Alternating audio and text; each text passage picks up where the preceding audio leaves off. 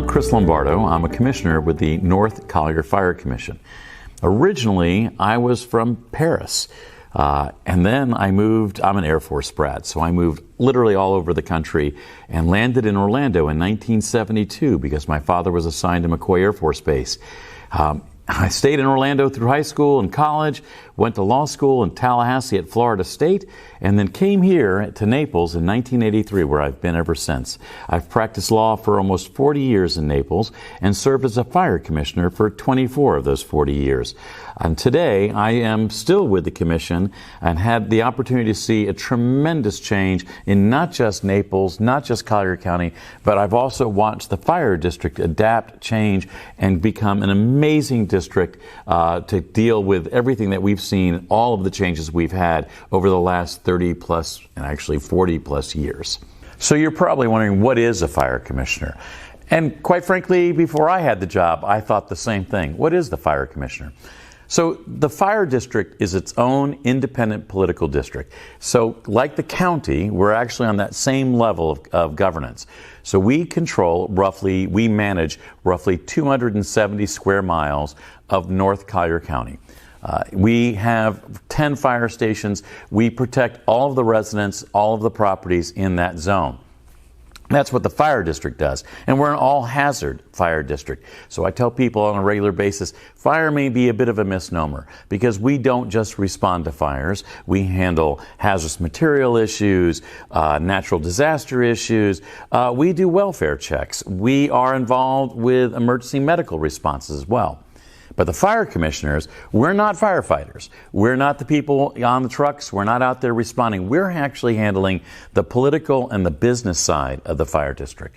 Because part of the problem with being an emergency response center is we're dealing with emergencies every day, which means you don't have time to deal with the day-to-day business issues. For instance, where does a fire station go? How much does it cost? What should the design be like?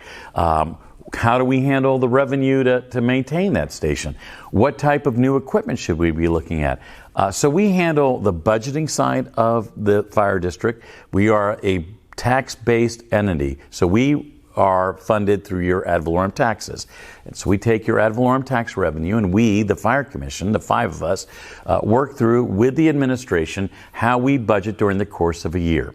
So we look at what we've got and what we anticipate coming down the pike, how we handle salaries, how we handle renovations, what equipment needs to be replaced, and we make sure that we're functioning on a very tight budget within the parameters. We also handle issues like, for instance, years ago we decided that it would be good to open up discussions with another fire district, at the time, Big Corkscrew. And so the fire commissioners are the groups that get together to work through, should we merge, should we have agreements where we work together on items. And so we handle that that political side of things. We're there to make sure that that individual, that firefighter who is there to give you CPR has the proper training, the proper equipment, the proper incentive, and was the right person for the job. We actually are the ones who hire the fire chief. And then the fire chief actually handles the day-to-day management of the district. So the other thing we really do is we're the policy setters. We look at it from a standpoint of not today and what's happening right this moment. We look at it from this perspective. What do we have to do for the next year? 5 years, 10 years, 20 years. And we literally lay out written plans for a 1 year, 5 year, 10 year, and 20 year approach. So we have an ability to understand where we're heading and what we think is going to happen. For instance, we looked at the Big Corkscrew service delivery area, and what we recognized is when you look at the district at large, the developmental envelope, the area that's still available for large developments, is really in Big Corkscrew. And so what we as the commission do is decide what do we anticipate happening and how do we get ahead of that. So rather than wait for your neighborhood to be built and for you to move in, and then we say, oh gosh, we need a fire station there. No, we're looking ahead and we're saying to ourselves, here are large tracts. We expect developments to happen here, so we need to buy land now. I mean, for instance, Station 48, which is on Livingston Road, just south of Mediterra and Tallis Park. We bought that land before Livingston Road was there. Now, people thought we were crazy. because you bought a piece of land for a fire station in the middle of nowhere. There's not even a road. And we thought, yes, but we know this much. A road's going to come. And following that road will be developments, and people will come. And when people arrive, guess what? Emergencies happen, and you have to be able to respond. And if we wait until everyone's there, then it becomes a much harder task. It's harder to find a spot to put a fire station, and quite honestly, no one's going to wait to have their emergency until the fire station's built. So what we're doing is the forward-thinking consideration of what's coming down the pike, and then how do we empower this district to be able to be prepared for that. Despite the fact that I've been a commissioner for 24 years, I actually have a longer history with this fire district, because when I came here as a young lawyer in 1983, my law firm was actually the law firm that represented the fire district, and I, as an associate, was assigned as the district's attorney. So I actually can tell you what it was like to watch the district go from where it was in 1983 to where we are today. In 1983, the community of Pine Ridge was considered way out in the boondocks. In fact, I lived there for a while, and people would literally say, "What are you doing living way up north in Pine Ridge?" And I tell people, there's going to be a day when Pine Ridge is actually going to be in the middle of the community. And I think, oh, no way. But at the time, I was at the dedication of Station 40, which was opened in 1983. Pine Ridge Road was a 2-lane road. Goodlet dead-ended on Pine Ridge Road. Today, Pine Ridge is a 6-lane divided highway, as is Goodlet Road. And so what we see is, as the community has grown, the challenges have grown.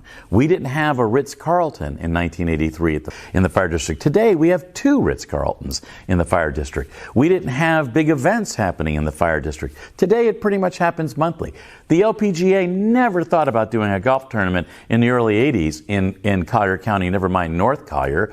Today, we have great LPGA events.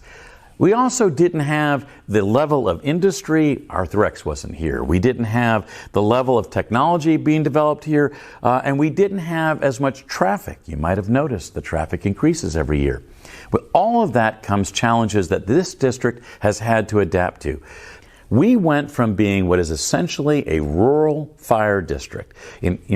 You think I'm crazy, but if you look at the intersection of Immokalee Road and US 41, there's a plaza there, you have the old Naples Daily News building, you have Arthrex, all of those were tomato fields. All of it was.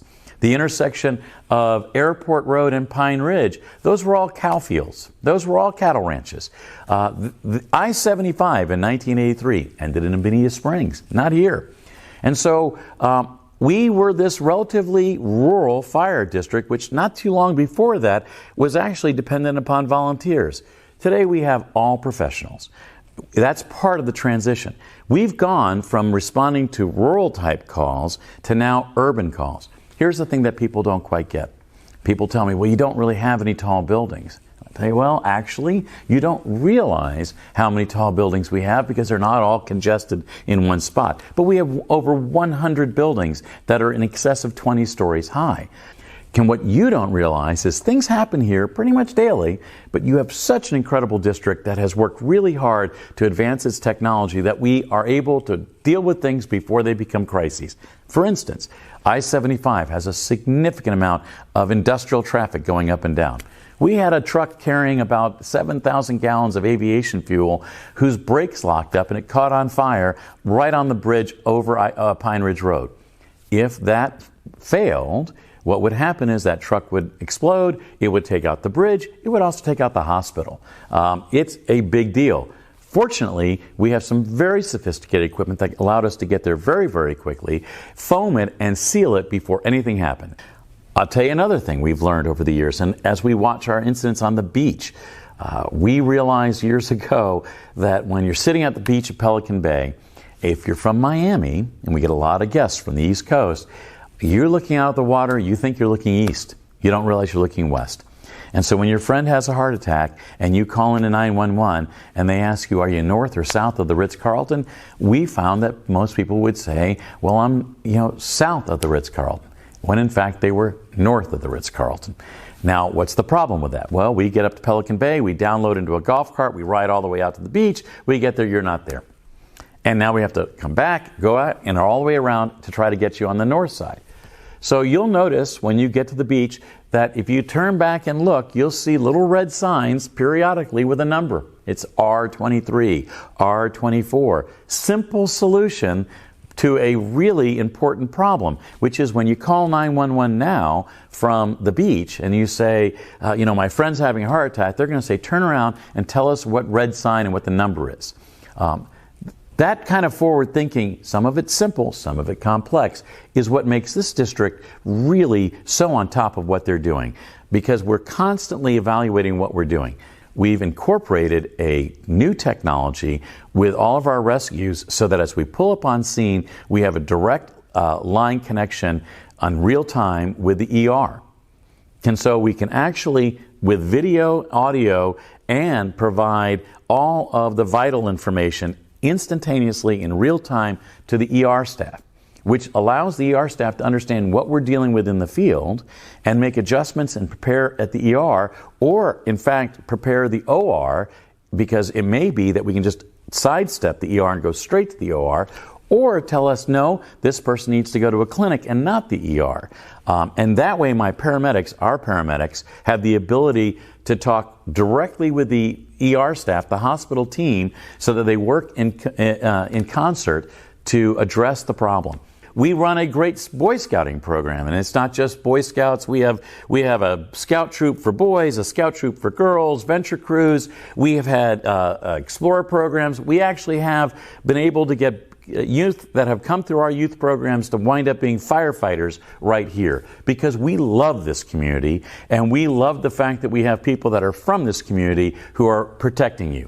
I've spent a long time here. I am not going anywhere. I love Naples, always have. I love Collier County, always have. And I give back in the form of being a fire commissioner, because as I watch this community change and I recognize that it's going to continue to evolve, we need a team of people who are willing to get out there and get ahead of that and manage it so that it stays the most incredible place I personally think in the world to live.